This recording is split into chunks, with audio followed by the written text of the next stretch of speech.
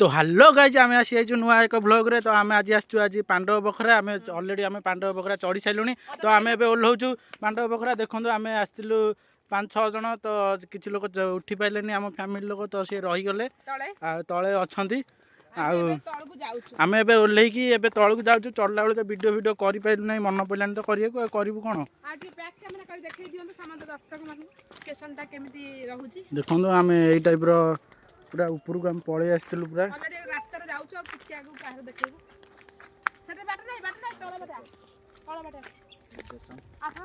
इधर बाट मुझे जापारे पशि जाइए गोटे अलग बाटर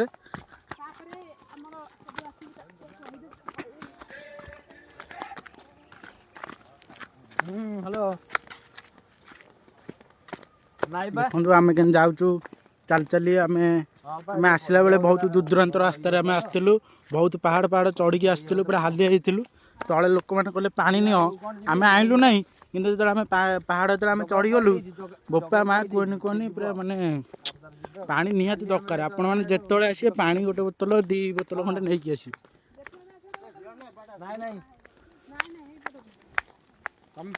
तमे जा हाँ मुझे से कथा कही दीजिए हाँ देखो कौ भाया पूरा माने गड़ाणी रास्ता आपण मैंने गले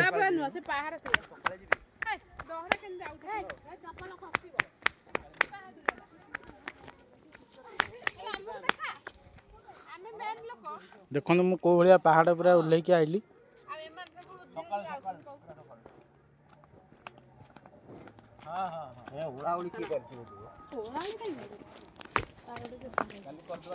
देखते पुणी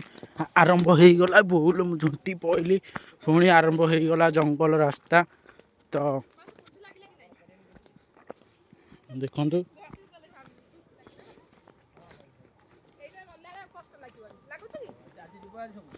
से पटा दियो ए तुम से पहाड़टा चढ़ी के आइल भाई जो कौन केमती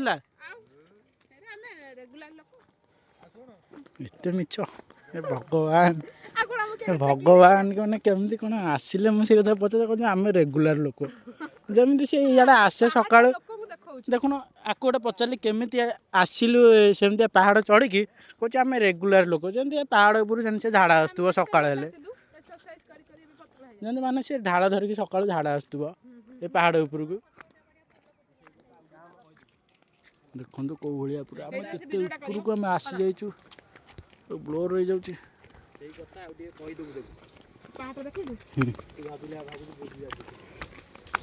जमी बाड़ी फाड़ी धरी चलती लगुच टोटाली जंगलटा आर ए पहाड़टा टोटाली ये निर्माण करथिला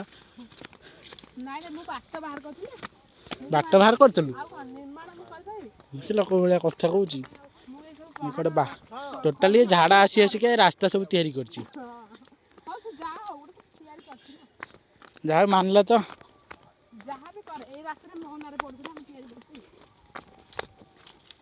ये आमर सबुठ बड़ लंबा ब्लॉग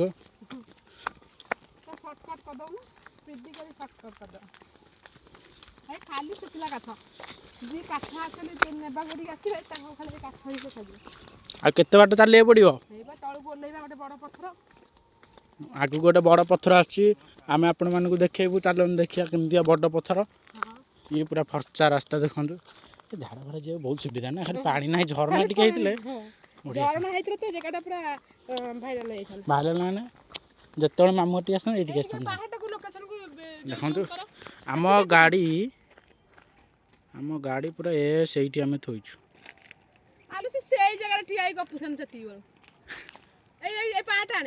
आमर से दीटा लोक अच्छा से दीटा लोक आम यही पहाड़ को जाइलु देखु आम यही पहाड़ को जाइलु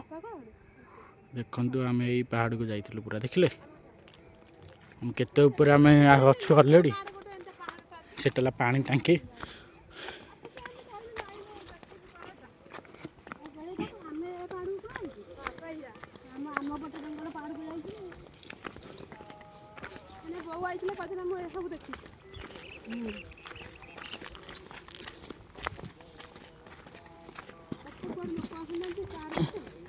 साइड दे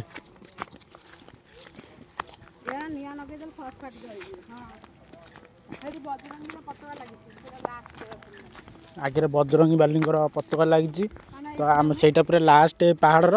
ତ ଆମେ ଚାଲନ୍ତୁ ଯିବା ସେ ପତାକା ପାଖକୁ ଯିବା। ପତାକା ପାଖରେ 2-3ଟା ଖଣ୍ଡେ ଫଟୋ ଉଠିବା। ନାଇଁ 2-3ଟା ନାଇଁ 4ଟା ଖଣ୍ଡେ ଉଠିବା ଫଟୋ। ନାଇଁ 2-3ଟା ନୁହେଁ 4ଟା ନୁହେଁ, ଯେତେଟା ତୁମ ଇଚ୍ଛା ସେତେଟା ଫଟୋ ଉଠିବା। ଚାଲନ୍ତୁ ସେଇଠି ବଜରଙ୍ଗୀ ବାଲିଙ୍କ ପତାକା ଉଡ଼ୁଛି, ଆପଣମାନେ ତ ଦେଖିପାରୁଥିବେ।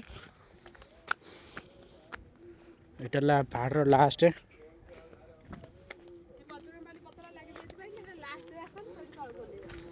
ମାନେ ବଜରଙ୍ଗବାଲିଙ୍କ ପତାକା ଲାଗିଯାଇଛି ବୋଲି ଏଇଟା ହେଲା ଲାଷ୍ଟରେ। ଏଇଟା ହେଲା ଲାଷ୍ଟ। ଏଇଠୁ ତୁମେ ତଳକୁ ଓହ୍ଲେଇବ। ଆମେ ସେପଟେ ଆସିଥିଲୁ ବୁଲି। ହେଇଠି ବଜରଙ୍ଗବାଲିଙ୍କ ପତାକା। ଅବିକା ଆମେ ବ୍ଲଗ୍ଟାକୁ ଟିକେ ନାକୁ ରଖୁଛୁ, କାରଣ ଅବିକା ଫଟୋ ଟିକେ ନାକୁ ଉଠେଇବୁ ଆମେ ବଜରଙ୍ଗବାଲିଙ୍କ ପତାକା ପାଖରେ।